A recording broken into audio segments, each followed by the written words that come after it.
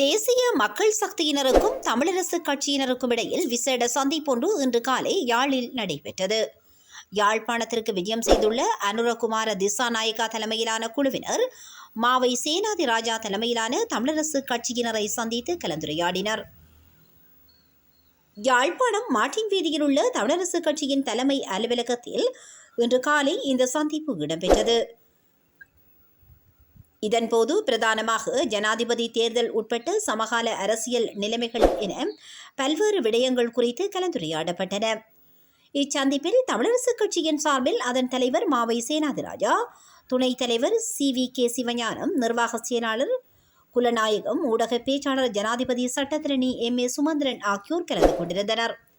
அதேபோன்று தேசிய மக்கள் சக்தியின் சார்பில் அதன் தலைவர் அனுரகுமார திசாநாயக்கா மற்றும் அக்கட்சியின் முன்னாள் பாராளுமன்ற உறுப்பினர்களான விமல் ரத்நாயக்கா, ராமலிங்கம் சந்திரசேகரன் உட்பட பலரும் கலந்து கொண்டிருந்தமை குறிப்பிடத்தக்கதாகும்.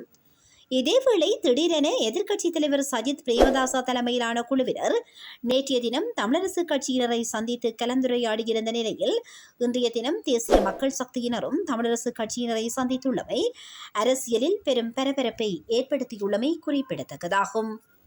ஒரு முற்போக்கான சிந்தனையுடைய இடதுசாரி இயக்கம் என்ற வகையிலே அவர்களோடு எங்களுக்கு இணங்கி செல்லக்கூடிய பல விடயங்கள் இருக்கின்றன. விசேஷமாக ஊழல் ஒழிப்பு, மக்கள் மத்தியிலே சம உரிமைகள் என்ற பல விடயங்கள், பொருளாதார சமத்துவம் போன்ற பல விடயங்களிலே அவர்களோடு எங்களுக்கு நேரடியாகவே இணங்கக்கூடியதாக இருக்கிறது.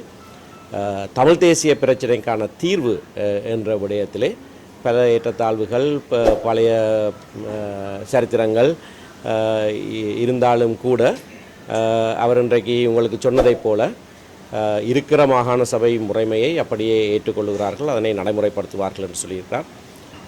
மற்ற கட்சிகள் இங்கு வருகின்றார்கள், பேசுகின்றார்கள், சொல்லுகின்றார்கள்.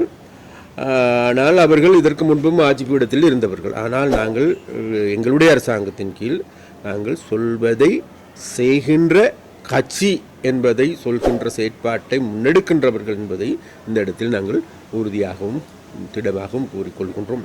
அதே போன்று உண்மையிலேயே இந்த ஏனைய பிரச்சனைகள் தொடர்பாக உண்மையிலேயே அது ஒருவர் மீதான அதிகாரங்களை திணிப்பது பிரச்சனைக்கு தீர்வாக அமையாது என்பது எங்களுடைய நிலைப்பாடு.